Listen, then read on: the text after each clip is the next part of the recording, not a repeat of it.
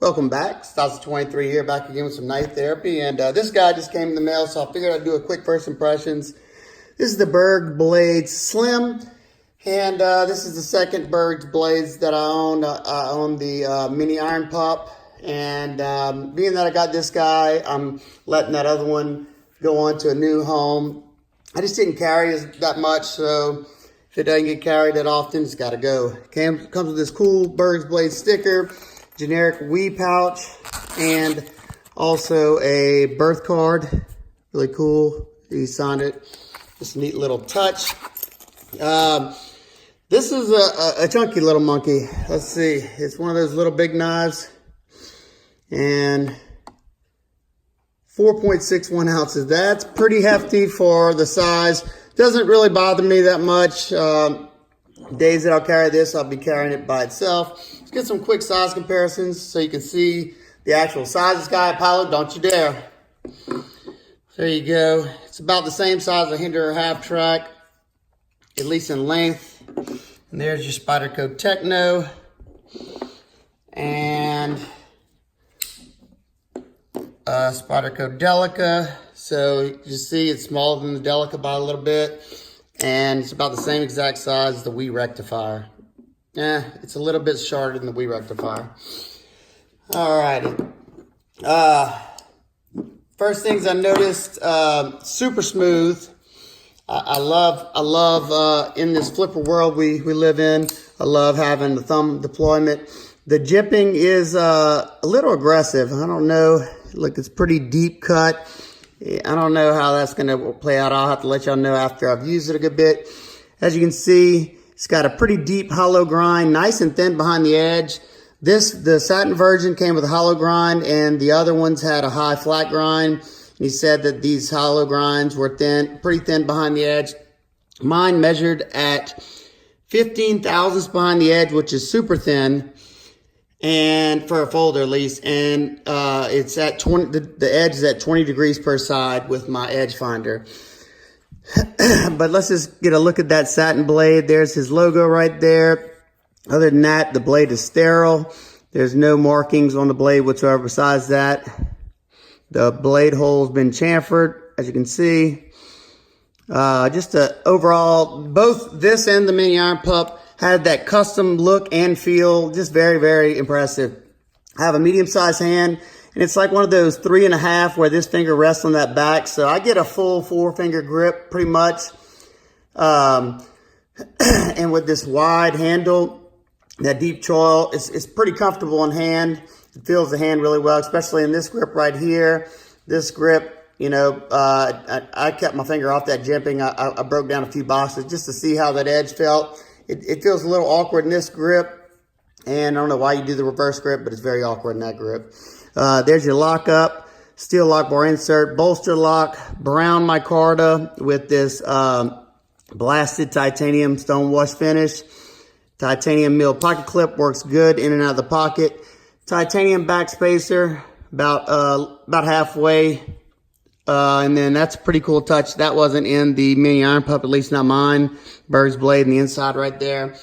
The action on this guy is very nice. You can either thumb flick it, spidey flick it, which works very, very well. And then I like to slow roll them. And I did take this guy apart just so I could see what makes this guy tick. And mine was a little gritty out of box, so I wanted to see if I could get that action better. Now the action's phenomenal. You would especially... being that it's blade heavy like that, you'd think it's very, it'd be very, very smooth or drop free from that weight. But as you can see, very, very thick blade stock, about the same as the half track.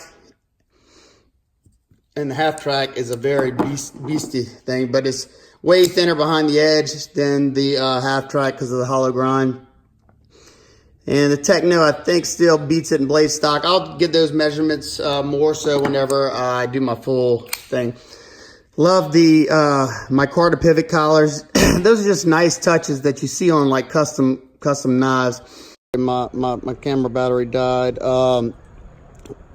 Overall, I think it's an awesome knife. But this knife is, you know, you gotta like the aesthetics of the knife, and you gotta not care about weight.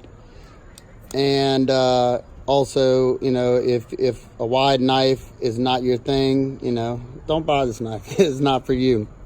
So the only things that I've noticed so far is the aggressive jimping, and only other thing that I noticed that I would love to see change, that the pivot is not a fixed pivot. It is free spinning.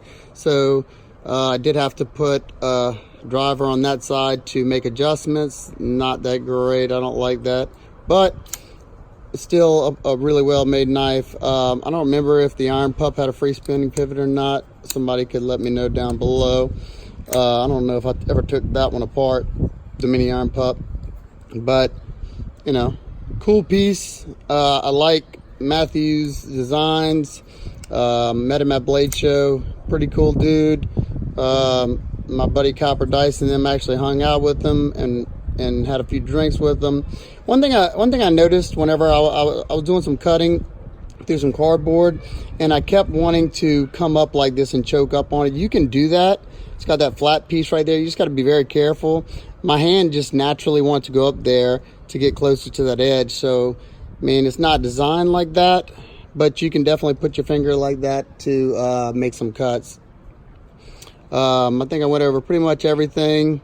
After I get enough use and carry time on this guy, I'll do my full video. And I'm going to try my hardest this year to work on my editing skills.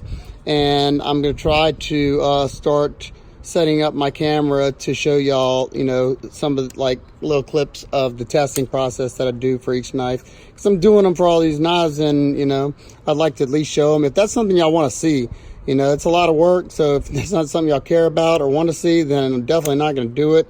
But if y'all would like to see all the stuff I do for each blade, y'all let me know down in the comment section, and I will try to work on that. I'm practicing my editing. I got an editing software. It's not the best. I'm not tech savvy at all, so y'all definitely got to forgive me on that. I make a lot of mistakes. But also the transition, I noticed on the mini Iron Pup as well, the transition from the micarta to the titanium is absolutely seamless. I also love how they blasted all the hardware the same to match. I think that's, you know, all those things is like custom touches. Just very well made. There's no voids in the micarta. I saw on his page that he does a QC on these, and any of them that had, like, you know, little voids in it, he sold them as factory seconds. I think that's really cool, especially knowing that he, you know, checked these himself. So pretty excited about this one. If you got in on this and you have one, let me know what you think. Let me know which model you have. I'd like to know if anybody has the the flat ground version ones. What's the thickness on the edge on y'all's? I mean, you can look at this. If I can get it to focus, look at that. It's like a wafer. That's one good thing about a nice hollow grind. This one, the design reminds me of kind of like the SOCOM Elite. You got this super stout blade stock, but you got a nice thinly ground blade at the bottom right there. So you know, as long as you're not trying to cut very thick material that would cause drag, this thing is gonna do great. It didn't get hung up on any of the normal size cardboard. I did have a little binding up here whenever I got to the thick heavy wall cardboard, but pretty much all knives get bonded up on that, so I don't really see that as a negative. All right, guys and girls, hope everybody's having an absolutely wonderful day. Make sure to click like, share, and subscribe, and I'll see y'all in the next one. Peace.